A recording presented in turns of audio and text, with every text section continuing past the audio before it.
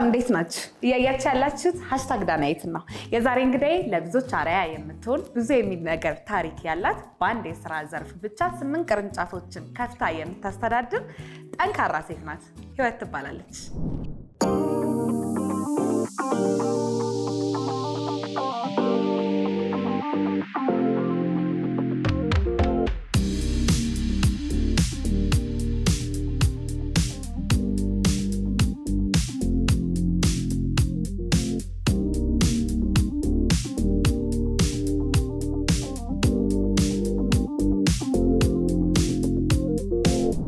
ሂዌ እንኳን ደህና መጣሽ። እንኳን ደህና ቆየሽ። ራስሽን እስቲ አስተዋውቂ። ህይወት ታደሰ እባላለሁ። የግላመር ጥፍርና የአይላሽ ቤት ባለቤት ነኝ። እሺ ራስሽን አስተዋውቀሽናል። አሁን ደግሞ አንቺን የሰሩሽን አያቶችሽን እስቲ አስተዋውቂ። የተወለድኩት አርሲ በቆጂ የሚባል አካባቢ ነው፣ ገጠሪቷ ኢትዮጵያ ማለት ነው። ለቤተሰቦቼ ለወላጅ እናትና አባቴ 6ኛ ልጅ ነኝ። ያደግኩት ግን እዛ ቦታ አይደለም። ያደግኩት ደብረ ዘይት ውስጥ ነው። ወደ አያቶቼ ስመጣ አያቶቼ የእናቴ ቤተሰቦች ናቸው። እነሱ ናቸው ያሳደጉን። ብዙ ኢትዮጵያ ፎከስ የሚያደርገው ትምህርትሽን ትማሪ፣ ትምህርትሽን ትወጪ። ምክንያቱም ሊያወርሱሽ የሚስለው ነገር ምንም ስለሌላቸው ፑሽ የሚያደርጉሽን ትምህርትሽ ላይ ነው። እኔም እንደዚህ አይነት ፋሚሊ ውስጥ ነው ያደግኩት። ብርታትሽ በጣም ይገርመኛልና ምን አይነት አላማ ይዘሽ ነው የተነሳሽው መጀመሪያ እዚህ ለመድረስ ማለት ነው? አዲስ አበባ መጥቼ ዩኒቲ ነበር የገባው፣ ማርኬቲንግ ኤንድ ሴልስ ማንቹ ዲፕሎማ ነው የገባው። ውጤት አልመጣልኝም ነበር። ዲፕሎማ ገባሁኝ። ትምህርት ምን እንደጨረስኩ ቢዝነስ ጀምራለሁ ሳይሆን በቃ እንዳልኩሽ ያ ኢንፍሉዌንስ ስላለ ጥሩ መስሪያ ቤት ገብቼ ትምህርቴን ዲግሪን አፕዴት አድርጌ ማስተርሴን ሰርቼ ምናምን ነው እንደዛ እያልኩ ሄድኩና ላይክ ዲፕሎማ ከጨረስኩ በኋላ ተወሰነ ወራቶች በኋላ ወደ ስራ አለም ገባሁ። ሳላሪ የነበረው 800 ብር ነው ግሮስ በወር ኔት ደግሞ 710 ብር ይወርስሽ። ላይክ እሱን ተስማምቼ ስራውን መስራት ፈልግ ነበር በተማርኩበትና በጣም በቃ ኤክሳይትድ ነበርኩ ስራውን በማግኘቴ። ጀመርኩኝ። ላይክ 3ኛና 4ኛ ቀን ስደርስ ግን መስክ ስለሆነ ለታክሲ የማወጣው ገንዘብ በጣም ብዙ ነው። እኔ ደግሞ ፋይናንሻሊ አቅሙ የለኝም። ስራውን ወድጄዋለሁ ግን መቀጠል አልቻልኩም። ከዛን ኢሚዲየት አለቃዬ ጋር ገባሁና እኔ ስራውን ወድጄዋለሁ ግን እኔ ገንዘብ ፈልጌ ነው አሁን ስራውን ከረንት ያለውበት ሲቹዌሽን ገንዘብ በጣም ያስፈልገኛል። እኔ ላይ ዲፔንደንት የሆነም ሰው አለ። ስለዚህ እሱ ያስፈልገኛል። ስራውን መቀጠል ምንችል መሰለኝ። በጣም ሶሪ ምን ላድርግ አልኩት። ግድ የለም ሾሩም ሰራተኛ ስለለቀቀች ሲቆይና እኔ አለቆቼን አናገራለሁ አለ። እዛን ዛብየው የሾሩም ሴልስ ሆንኩኝ። የሾሩም ሴልስ ሆኜ በተቻለ መጠን ያው ኃላፊነት ሲኖርብሽም የሚሰጥሽን ነገር በብቃት ለመስራት ትሞክሪያለሽ። የተሰጠኝን በቃ ትንሽ ምን ትልቅ በተቻለ መጠን ጥሩ አድርጌ ለመስራት ሞክራለሁ።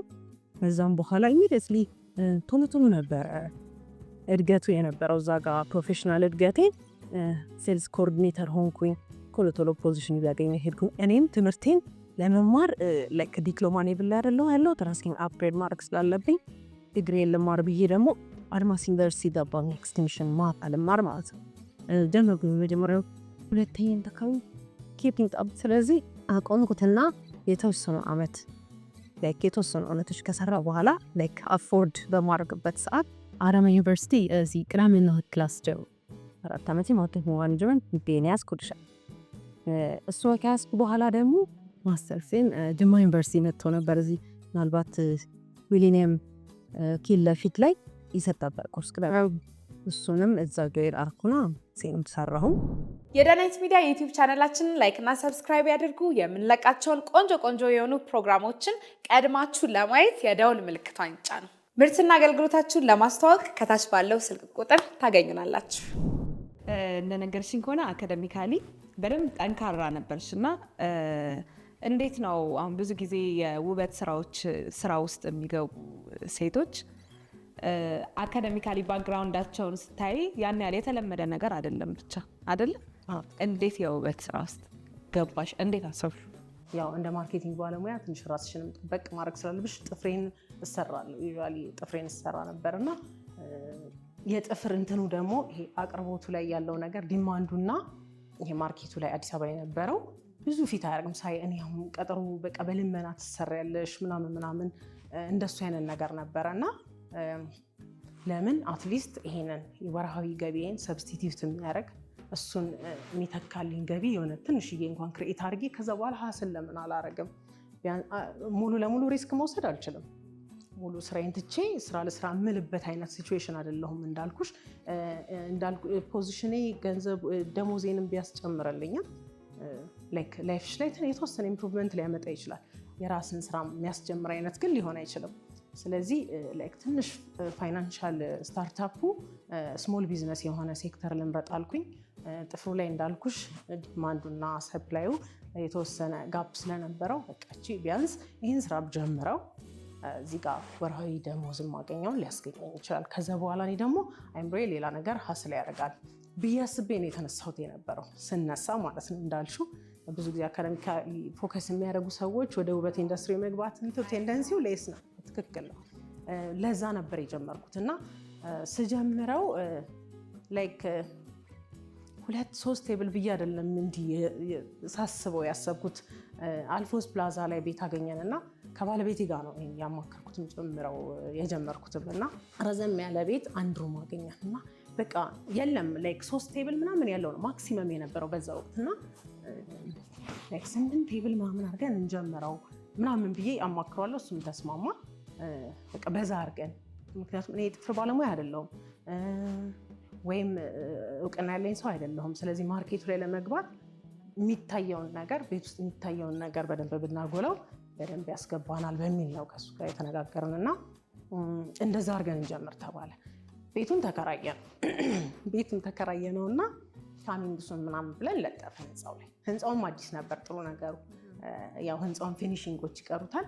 ገባሽ? አሁን ነባር ህንፃ ላይ ስትገቢ ሊሚቴሽን አለው። ይሄ በዚህ ያክል ጊዜ ኢንቴሪየርሽን ጨርሰሽ ወደ ስራ ግቢ ትባያለሽ። ያኛው ግን ገና ኮንስትራክሽን ያለ ቢልዲንግ ስለነበረ እኛም ካሚንግሱን አልን።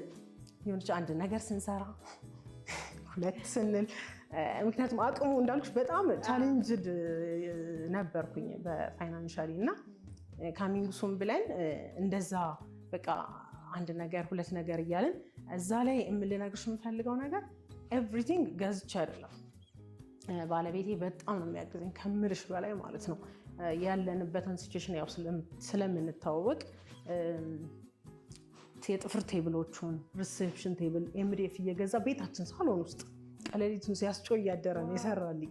ባለሙያ ነው፣ ግራፊክስ ዲዛይነር በሙያ ግን በቃ በድፍረት ላይክ አሁን ኦልሞስት እንጨት ባለሙያ ብትይ ይቀላል። በደንብ እየሰራ ነው ከዛ በመነሳት እና ኢንቴሪየሩን ጭምር ፕላስ ደግሞ እነኚህ ፈርኒቸሮቹን እሱ ሰፖርት ኮስታችንን ሚኒማይዝ ለማድረግ ነው። እንደዛም ሆኖ በጣም ረጅም ጊዜ ነው የፈጀብን።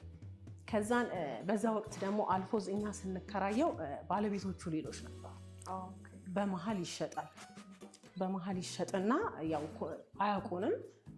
እንደ አንድ ተከራይ ነው ኮሚኒኬት የሚያደርጉ። ኮሚኒኬት አድርጉን ቤቱን እንደዚህ ይሉናል። ኪራይ ጊዜውን በጣም ረጅም ጊዜ ነው በቃ የቆየው እና እኛ መልስ የለንም። ቤቱ እንዲወሰድብን አንፈልግም። መጀመር አለባችሁ ተባላችሁ። በቃ ፕሮሲደሩ ጠፍታችኋል፣ ተንቀሳቀሱ። እንደዚህ ኪራይ ብሩም እንደዚህ ሆኗል። ኪራይ ብር የተከራየንበት ኢኒሻሊ ፐርሜትር ስኩዌር እና እነሱ ሲገቡ ፐርሜትር ስኩዌር ዋጋው ተቀየረ። ምክንያቱም የያዝነው ውል የለም ገና ቤቱ ሲያልቅ ውልና ማስረጃ ሄደሽ ኤቭሪቲንግ ሲያልቅ ነው የምትዋዋየው አይደለ? እሱ እስከሚሆን ድረስ ግን ኦነርሺፕ ተቀየረ፣ የካሬ ሜትር ዋጋ ተቀየረ ተባልን። እኛ በቃ ምን ያዋጠን ዋጋውን በጣም ጨመረብን። ምንም ማድረግ ስለማችል ዝም ስንላቸው ላይ የተወሰነ ቶለሬት አድርጎ ለሌላ ሰው አከራዩት ጀምረናል እኮ ለሌላ ሰው አከራዩት ለሌላ ሰው አከራዩት። ምክንያቱም እንዳልኩሽ የተያዘ ውል የለም። ኦልሬዲ ሲያልቅ ነው የሚያዘው። ኦነርሺፕ ተቀይሯል። ስንመጣ ሌላ ሰው ይዞታል። እቃችሁስ ውስጥ ምናምን ነበር ገና ኢንቴሪየር ፓርት ላይ አይደለ? አላስገባ ነው ግድግዳ ላይ ምናምን። ለእኛ ግን ኢት ዋዝ አ ቢግ ዲል። ሲሊንግ አሰርተናል ምናምን ለእኛ ቢግ ዲል ነበር በወቅቱ እና ለጥፍር ቤት ነው ጥፍር ቤት ነው የተከራየው። ከዛን እንትን ማለት አልፈለግም። በቃ እኔ የነበረኝ በቃ አንድ ነገር ፕላን ካረኩኝ አት ኤኒ ኮስት እንትን እለዋለሁ። እኔን መስዋዕት ቢያስከፍለኝ ምንም ቢል ፕሮሲድ አደርገዋለሁ። ሌላ ቦታ ስጡን በቃ አላቸው። ሄደን ስናናግራችሁ ስንደውልላችሁ ምንም ምላሽ ልትሰጡ አልቻላችሁ ማለት እኛ ያው የራሳችንን ሚስቴክ ስለሆነ በእርግጥ አክሰፕት አደረግነው። ከሌላ ቦታ ፈልገው እዛው አልፎስ ላይ ሰጡ። ከዛን እንደ አዲስ እሱንም እንዳልኩሽ ወዲያው መጨረስ አንችልም። ጊዜ ፈጅተን አንድ ጥፍር ቤት ለመክፈት እንግዲህ ይህን ያክል ስትራግል በጣም ከስክራች ነው የተነሳሁት። በጣም ከስክራች እና አም ግሬትፉል አሁን ዛሬ እዚህ ላይ ሆኜ ይህን ታሪክ ማውራት መቻሌ በጣም ለእግዚአብሔር ምስጋናዬን አቀርባለሁ። ሳስበው በጣም ብዙ የሆነ ላይክ ቆም ብዬ ሳስበው በጣም ወደ ኋላ በጣም የሚመልሱ ነገሮች አሉ። እንዲህ ፋይናንሻል ስትራግሎች ላይክ ዜር ዋዝ አ ታይም ፈርኒቸር የሸጥኩበት የቤቴን ፈርኒቸር ላይክ የነበረሽን ወርቅ ልጅ ሲኖርሽ በጣም እንትን ነው ከባድ እና የሆነ ፋይናንሻል ስትራግሉ በጣም ሲሪየስ ነበረ። ላክሊ የሆነ ረጅም ጊዜ ሰፈር አላረግ ሊሆን ይችላል፣ ግን 1-2 ራውንድ ምናምን እኔ የገዛኋቸውን ሶፋ እየሸጥኩ ሰው ቤት ትገቢያለሽ፣ አንድ ክፍል ቤቱ ራሱ ትገቢያለሽ። ምክንያቱም በቃ ሰርቫይቭ ማድረግ ስላለብሽ ልጅ ሲኖርሽ ከባድ ነው በጣም እና ይሄ ፋይናንሻል ቻሌንጆችን በጣም ብዙ አልፌያለሁ በጣም እና ያንን ፋይናንሻል ቻሌንጅን እንግዲህ ለመቅረፍ የመጀመሪያ ቢዝነስ ያደረኩት ጥፍር ቤት ነው። ጥፍር ቤቷንም ሴታፕ አድርጌ ለመቆም በጣም ብዙ ጊዜ ወስዶብኛል። ከቆመ በኋላ ደግሞ ተከፈተ። ህዳር ውስጥ ነው የተከፈተው። እሷ ከተከፈተች በኋላ የተወሰነ ጊዜ እንደሰራን ኮቪድ ገባ። ኮቪድ የገባበት ዓመት ነበረ።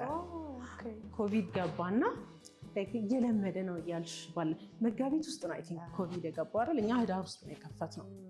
እየለመደ ነው እያልሽ ባልሽበት ወቅት ሌላ ቻሌንጅ እና ቤት ኪራዩ 20 ምናምን ሺህ ብር ነበር እስከማስታውሰው እና የሰፖርት የሚያደርገን ሰው አለ ቤት ኪራዩንም ለመክፈል ማለት ነው። ላይክ ስራው ተመልሶ ከዛ ሁላ ቻሌንጅ በኋላ ወደ ሐምሌ አካባቢ መመለስ ጀመር። ላይክ ተስፋ ሰጪ ነገር በቃ አንዘጋውም ብለን እንደዛችሁ እንትን እያለን ሐምሌ ውስጥ ተስፋ ሰጪ ነገር መጣ። ነሐሴ ውስጥ እየጨመረ መጣ። ስራው ጥሩ እየሆነ መጣና ፕሮሞሽን ላይም ደግሞ ማርኬቲንግ እንትን ባለሙያ ስለሆንኩኝ በተቻለ መጠን ፕሮሞሽን ወደኋላ አልልም። ሰራዊት እንግዲህ ታውቂዋለሽ፣ ትልቅ ማስታወቂያ የሚሰራ ሰው የባለቤቴም ዘመድ ስለነበረ በእርግጥ እሱ ያው ፖዚቲቭ ለማገዝም የሬዲዮ ማስታወቂያ ሰርቶልናል እና ፕሮሞሽኑ ምናምን እያገዘን መጣና በቃ እየተነሳ መጣ። ላይክ ስራዬን አልለቀኩም በዛ ወቅት ባይዘይ ያኛውን ስራ እየሰራሽ ነው። በተቻለ መጠን ማታም እየሄድኩ ምንም እያልኩ ማኔጅ ለማድረግ ሞክር ነበር እንጂ ስራውን አልለቀኩም። ምክንያቱም ሪስክ መውሰድ አልችልም። ሁል ሪስክ መውሰድ ይከብደኛል። ፍራቻ።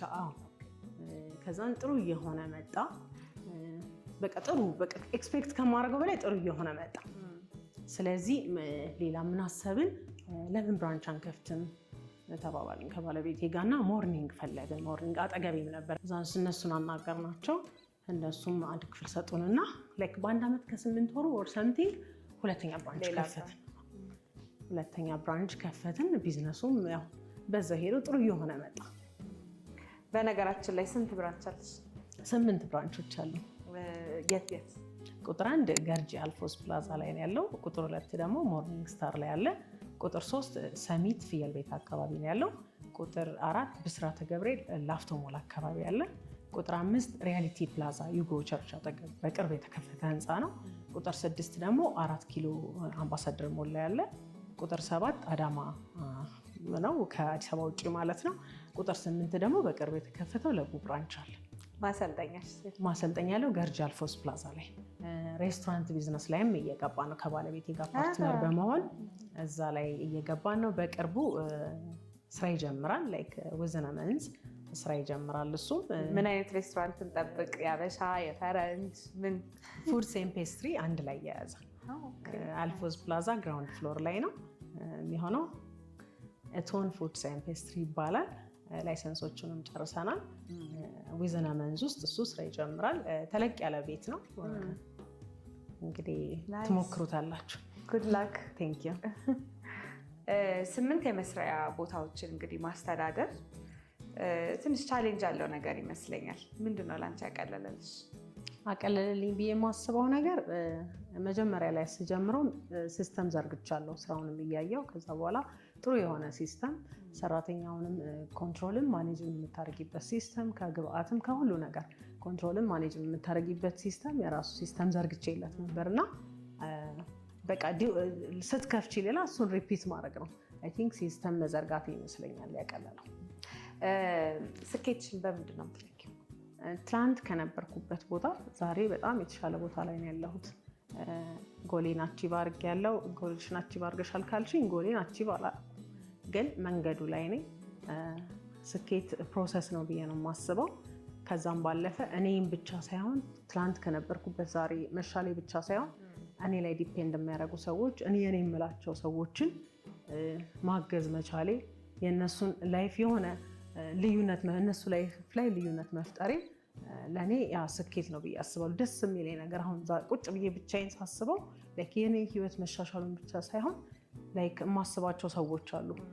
አትሊስት እነሱን ሰዎች የሆነ ያው ልጄ ከማንም ጋር ላነጻጽረው ከማንም ጋር ማለት ነው፣ ግን አንድ ልጅ ነው ያለሽ? አንድ ልጅ ነው ያለኝ፣ ግን ከዝን ያለ የእህቴ ልጅ አለች። እንደ ልጆቻችን የምናሳድጋቸው ማለት ነው። እሱን ከማንም ጋር ላነጻጽረው። እሱን ሳስብ እንደውም ሰክሰስ እንዲፋይን ሳደርገው በቃ ዛሬ ላይ ለልጄ ምንም ነገር ማድረግ እችላለሁ። ምንም ነገር በቃ ምንም ሳይገድበኝ ምንም ነገር አደርግለታለሁ። እሱ በጣም በቃ የሰክሰሴ አንዱ ትልቅ ነገር ነው ብዬ አስባለሁ። ከዛም ከልጄም ባለፈ ደግሞ የኔ የምላቸው እኔ ላይ ዲፔንድ የሚያደርጉትን ሰዎች ማገዝ መቻሌ በራሱ ለእኔ ሰክሰስ ነው። አሁን እንዳልሽኝ ጎሌ ላይ አልደረስኩም ብለሻል እና ምንድን ነው ጎልሽ? አሁን ቢዩቲ ኢንዱስትሪውም እርግጥ በጣም እያደገ ያለ ኢንዱስትሪ ነው። ትልቅ ቢዝነስ ቢሆንም ሰምሃው ግን ለእኔም ለሀገሬም ለብዙሃኑም የሚጠቅም የሆነ በቃ ማኑፋክቸሪንግ ሴክተር ላይ ገብቼ እሱ ላይ በቃ ስደርስ ነው እኔ የሆነ ሰክሰስን አቺቭ አደረኩ ብዬ የማስበው። እኔ ያስቀመጥኩት ጎል እሱን ስለሆነ ማለት ነው። ማኑፋክቸሪንግ ሴክተር ላይ መግባት እፈልጋለሁ፣ እገባለሁ። እሱ ጋር ስደርስ አይ ቲንክ ጎሌን አቺቭ አደረኩ ብዬ የምናገርበት ጊዜ ይመስለኛል። በዚህ ስራ ላይ ከእንቅልፍሽ የሚያነቃሽ ነገር ወይ እንቅልፍ የሚነሳሽ ነገር ምንድን ነው? አንደኛ የከስተመር ኮመንት። በቃ ሶሻል ሚዲያ ፔጆቹን ራሴን የማኔጅ ማድረጋቸው በቃ እዛ ላይ የሆነ ኮመንት ካየሁኝ በቃ በጣም ነው አኖ የሚያደርገኝ፣ በጣም ይረብሸኛል። በቃ የሆነ ቤቱ በማግስቱ ከስተመር የሚመጣበት እስከማይመስለኝ ድረስ አንድ እሱ። ሁለተኛ ደግሞ የግብአት አለመኖር። ግብአት ሁሉም ኢምፖርትድ አይደለም፣ እቃዎች ኢምፖርትድ ናቸው። በምትፈልጊው ልክ ላታገኝ ትችያለሽ እዚህ ሲያልቅብሽም። አብዛኛው ግብአቶች እኔ ራሴን የማመጣው የተለያዩ ሀስቦች ቻሌንጆችን ቢኖሩት በቃ ሞስትሊ ከውጭ የራሴ ነኝ እንዳለ የማመጣው። በጣም ደስ የሚል ኮመንት የሰማሁትን ልንገርሽ። አንድ ሪሴፕሽን አለችኝ ሰሚት ብራንች። አክቹዋሊ እኔም ኖቲስ አደርገዋለሁ፣ ጎበዝ ናት በጣም እና ከስተመሯ ስራዬ ብላ ደውላ እኔ የሆነ ጉዳይ ላይ ነበርኩ አላነሳ ብያታለሁ። 2 3 4 ደውላ በአራተኛው አነሳውላት። በቃ ስለ እሷ የነገረችኝ ነገር በጣም የሆነ ኢነርጂ ነው የሰጠኝ። በጣም አፕሪሼት አድርጋት፣ በጣም ኢንከሬጅ አድርጋት። በጣም ጎበዝ ልጅ ናት፣ እንዴት እንደምትሰራ እንደሷ አይነት ሰራተኛ ቢኖረኝ ምናምን ብላ በጣም በቃ ደሳስ የሚል ፖዚቲቭ የሆነ ያው እኛ በተለምዶ ብዙ ጊዜ ፖዚቲቭ ፊድባክ ፖዚቲቭ ኮመንቶችን አንሰጥም። እንዲህ ሲሰጥሽ በጣም በቃ ደስ ይላል። በጣም ደስ ይላል። መሪ ምን አይነት ባህሪ ሊኖረው ይገባል ብለሽ ታስቢያለሽ? መፈራት ሳይሆን መከበር አለበት። ስራውን ደግሞ የሆነ ሰርቶ ማሰራት የሚችል ላይክ እንዴት ብዬ ልበልሽ፣ አክቹዋሊ ጥፍሩን ላልሰራው እችላለሁ፣ ግን አብሮነትን እያሳየሁኝ የሆነ የተለያዩ አስተያየቶችን ሙያዊም ሊሆን ይችላል። እኔ እንደ ቦስ አክት እያረኩ ሳይሆን አብሬያቸው አብሮነት ስሜት እንዲሰማቸው እያረኩኝ አንዳንድ ነገር እነግራቸዋለሁ፣ ይሰሙኛል። ሬስፔክትፉሊ ማለት ነው። እኔ በባህሪ ብዙ ሰው ይለኛል ኮስታራ ነሽ ታስፈሪያለሽ ምናምን ይለኛል። ኮስታራ ሳይ አይደለሽም ግን እኔ ሳይ ስራ ቦታ አላውቅም። ላይክ የሆነ በጣም እንትን ነኝ፣ የሆነ ስትራክቸርድ ነገር ነኝ። አሁን እዚህ ቦታ ላይ መሆን ያለብኝን ፊት ነው የማሳየው። ያው ስራ ቦታ ላይ ስራ የሚፈልገውን ፊት ነው የማሳየው። ላይክ አሁን ስለ ስራ ሳወራ ምናልባት የኔ ልጆች በጣም ፊቴ እየሳቀ ምናምን ላይ ያወራ ይችላል። ከዛ ውጭ ከስራ ውጭ ግን ካገኟቸው በር ላይ ምናምን እንደ ፍሬንድሊ እንደ ፋሚሊ ምናምን ነው የማወራቸው። ቦታውን መስዬ እንትን እላቸዋለሁ። ግን ብዙ ሰው ሲያይ ኮስታራ ነች ይለኛል ብዙ ሰው እና አይ ቲንክ ያ ነገርም ሁሉም ኦልሞስት አሁን ወደ 100 ሰው ደርሷል ሰራተኞቻችን እና ማሳየው ሁሉም ላይ አንድ አይነት ባህሪ ነው።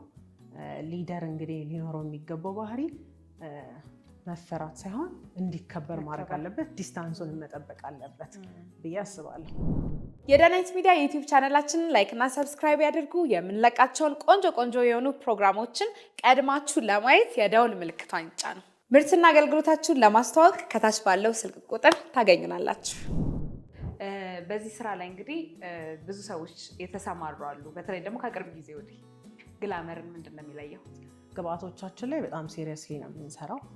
የቀለም አማራጭ እንኳን ከ600 በላይ ቀለሞች ነው ያሉት እኛ ጋር ስትመጪ፣ እሱ አንድ ነው። ሁለተኛ ደግሞ ሌሎች ግብአቶችም ላይክ ኳሊቲው ላይ ምንም በጥርጣሬ ሳይኖረኝ የያዝኳቸው ሰፕላየሮች አሁንም ድረስ አሉ። ከነሱ ነው የምወስደው ዋና የሚባሉ ግብአቶችን።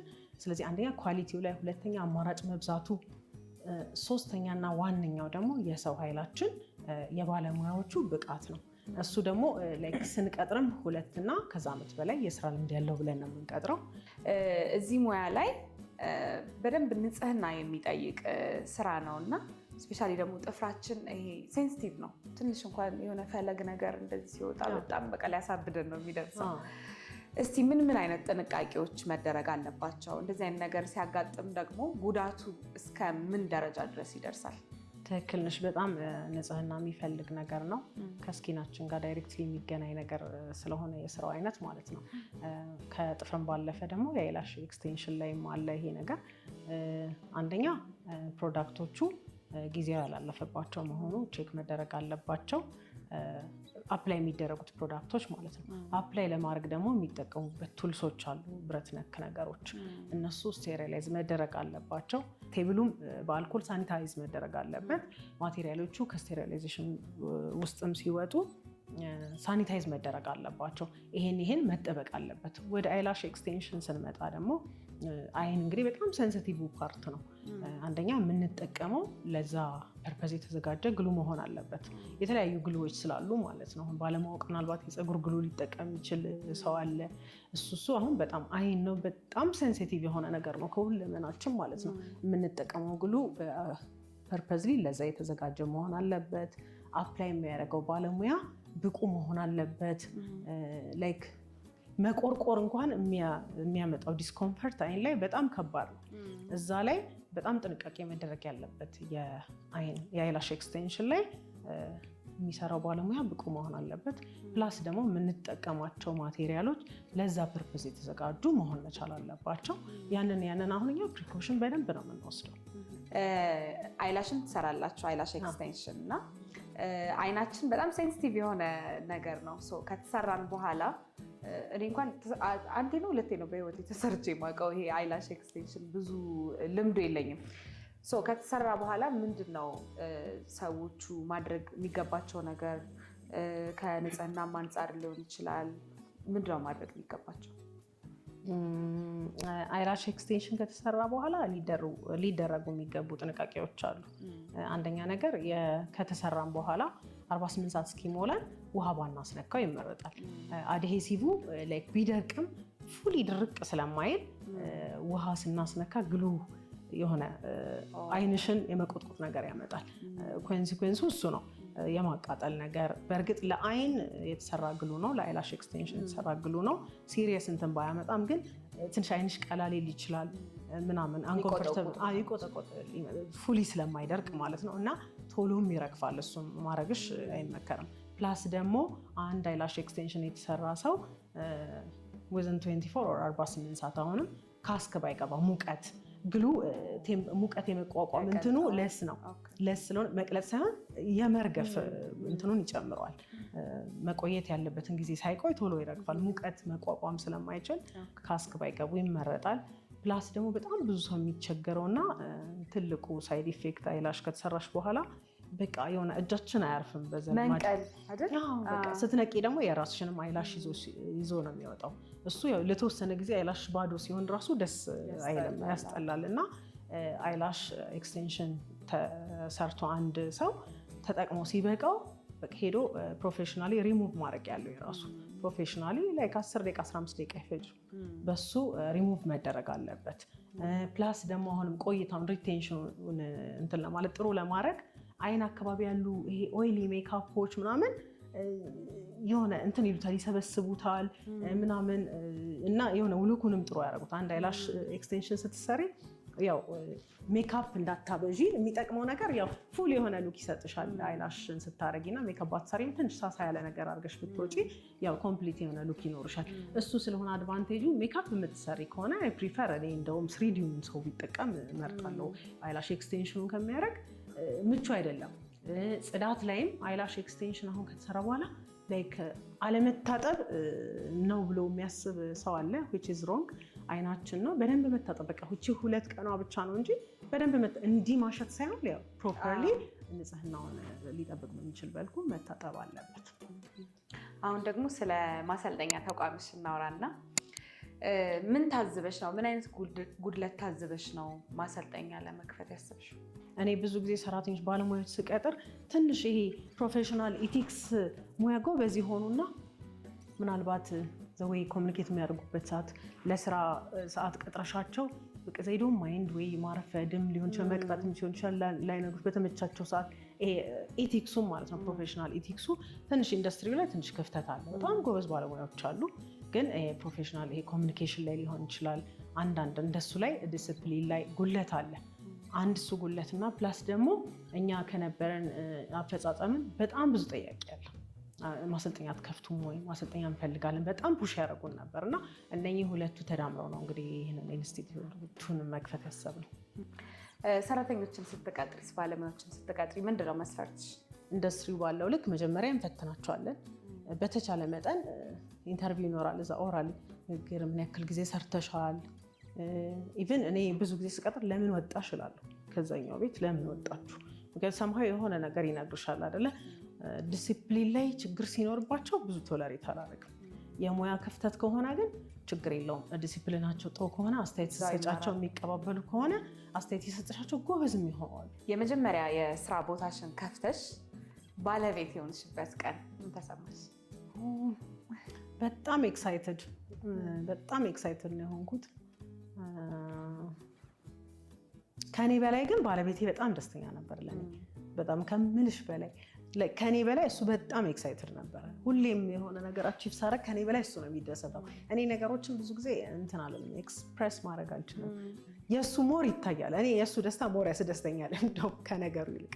እዚህ ሙያ ላይ እንግዲህ እንደ አዲስ ለመጀመር ያሰቡ ሰዎች ምን ትመክሪያቸዋለሽ? ኢንዱስትሪው በጣም ገና ነው። በጣም መሰራት ይችላል። እኔ ጎ ፎር ኢት ነው የምላቸው። ላይክ እኔ ተሳክቶልኛል። ስለዚህ በእርግጠኛነት በስርዓት አስበውበት ከሰሩት በደንብ ይሰሩታል ብዬ ስለማስብ ማንም ያሰበ ሰው ቢጀምረው ጥሩ ነው ብዬ ነው የማስበው። የግል መመሪያ አለሽ? የህይወት መርህ? የህይወት መርህ? አዎ አካፊ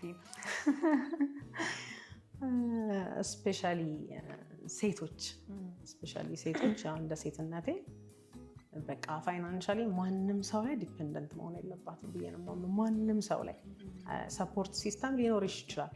ከኔም በላይ ሰፖርት ሲስተም ያለው የለም። ባይዘው እንዳልኩሽ ባለቤቴ ኤቭሪ 8ቱንም ብራንች ኢንቴሪየር የሰራው እሱ ነው። ፈርኒቸሩን ዛሬ አፎርድ ማድረግ ስለምንችል በፈለግነው ዲዛይን ልናሰራው እንችላለን። ግን ኢንቴሪየሩን ብትይ ኤቭሪቲንግ በቃ የኔ ሰፖርት ሲስተም እሱ ነው። በጣም ያግዘኛል። እንዲህ ስልሽ ያው ብቻዬን እንዲወጣለው። ሴት ልጅ የራሷ ችሎታ አላት፣ ወንድም ደግሞ በጣም የሚያስፈልግበት ቦታ አለ፣ የሚያስፈልግሽ ቦታ አለ። እኔ ምንም ላይ ሰፖርት ሲስተሜ እሱ ነው አሁን ላይ። ከዛ ውጭ ግን ፋይናንሻሊ ሴት ልጅ ማንም ሰው ላይ ዲፔንደንት መሆን የለባትም ብዬ ነው የማስበው። እና አሁን ለማንኛውም ሴቶች አሁን ሰጀስት የማደርገው የምመክረውም ነገር ፋይናንሻሊ የራሳቸውን ብቁ ማድረግ መቻል አለባቸው እየሰሩ ብዬ ነው የማስበው። ምን ያዝናናሻል? ብቸኛ የሚያዝናናኝ ነገር አይ ቲንክ ሙቪ ማየት ነው። ታይም የሆነ ካለኝ በሆነ ጊዜ ስልኬ ላይ ከፍቼ ቁጭ ብዬ ሙቪ ያለው በጣም ኢንጆይ እያደረኩ በጣም ታይም ኖሮኝ የሆነ አይምሮ ይዝናና ካልኩኝ ከዛ ውጭ ብዙ አይደለሁም። ሙዚቃስ ላይ እንዴት ነው ትወጃለሽ? ያበድኩም ይመስለኛል አንዳንዴ። በጣም ብዙ ሰው በሙዚቃ ሲዝናና ያለው በጣም አልወድም እያልኩሽ አይደለም። ያበድኩ ይመስለኛል ግን ላይክ ማጆሪቲው ሰው የሚዝናናበትን ነገር ላይክ እኔ ስራዬ ብዬ የሆነ አላረገውም እና በጣም በቃ ሰው ያለው እዚህ ስቴስ ጂም ውስጥ ራሱ ሻወሩም ውስጥ የማይዘጉ ልጆች አሉ አንቺ ሲያደርጉ ምናምንና የሆነ ነገር ሆኛለሁ ማለት ነው ላለው መኪና ውስጥ ማትሰሪም ስትነጂ እሱን ላነሳልሽ ነበር። እኔ መኪና ውስጥ ይኸውልሽ ከሌ ጋር ስደውል ወይ ምናምን እንጂ መክፈት ትዝ አይለኝም እስከዛ ድረስ ማለት ነው። ንዋይን በጣም የምወደው ንዋይ አድናቂ ነኝ፣ ግን ሙዚቃ በጣም እንዲህ እንትነሽ ብትኝ አይደለም። ሪያሊቲ ስራዬ ብለሽ ሄስቴን ሙዚቃ ላዳምጥ አታዳምጪ። እዚህ ሙያ ላይ እያለሽ ቻሌንጅ የምትይው ነገር ምንድን ነው? ወይም የሚያስቸግርሽ ነገር ከከስተመርም ሊሆን ይችላል፣ ውስጥ ካሉ ሰራተኞችም ሊሆን ይችላል። ምንድን ነው የሚያስቸግርሽ?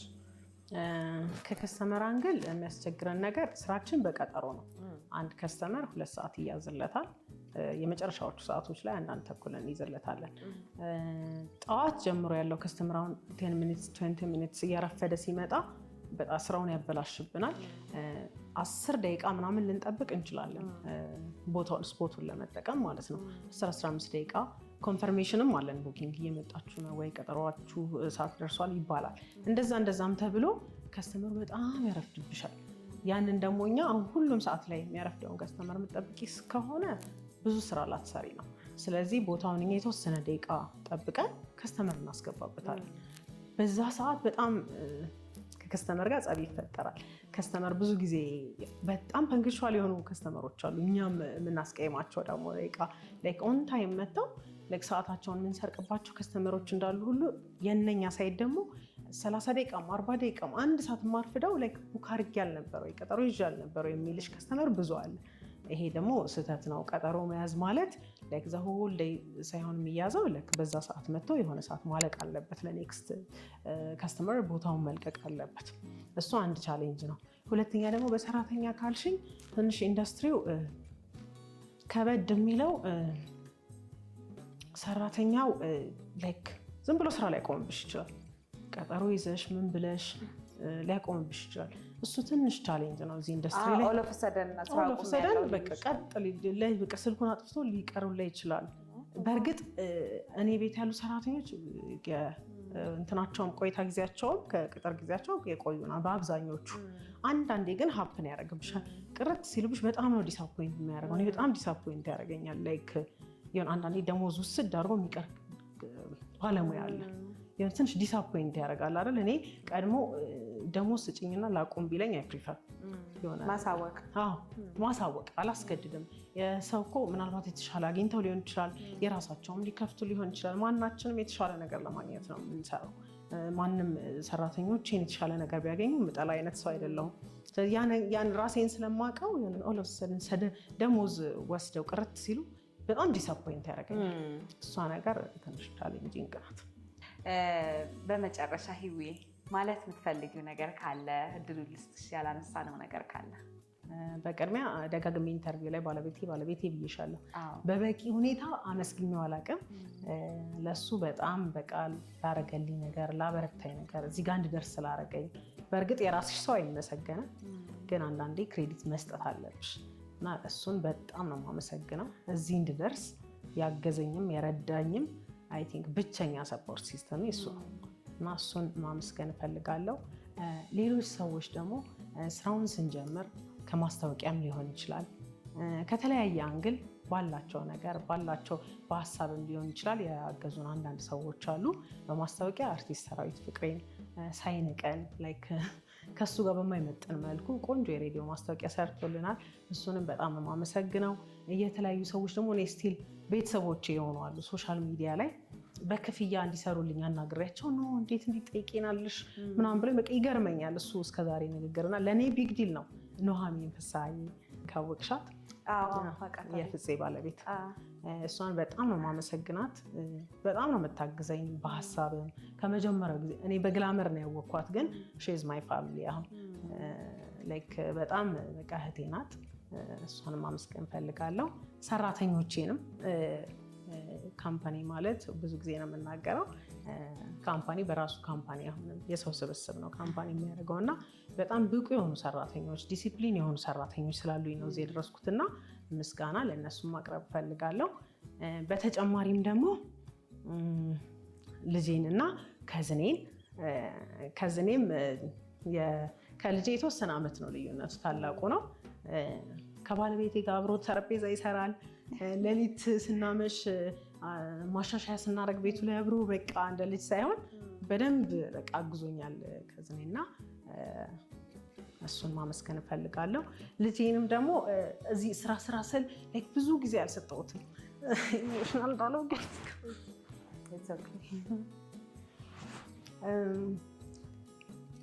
በቂ ጊዜ ሰጥቼዋለሁ ብዬ አላስብም።